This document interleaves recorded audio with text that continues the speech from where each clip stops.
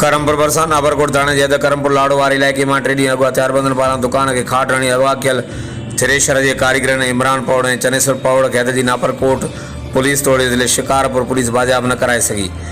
मुहिंजी बाजियाबी लाइ वारसनि पारां जानी पौड़ ॿियनि जी अॻवानी में करमपुर लाड़ो वटि मेन रोड ब्लॉक करे इंडस हाईवे ते टायरनि खे बाहियूं ॾेई धरणो हणी ॿिन्ही नौजवाननि जी तुर्त बाजियाबी जो मुतालबो कंदे पुलिस ख़िलाफ़ सख़्त नारेबाज़ी कई।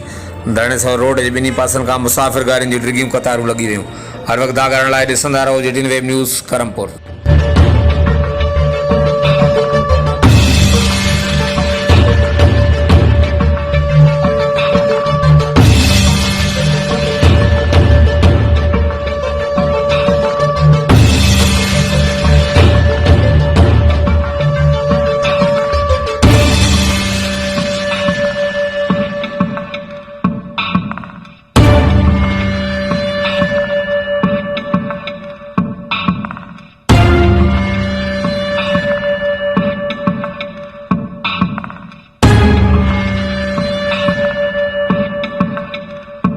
स्वागत है टाइम न्यूज़ करमपुर।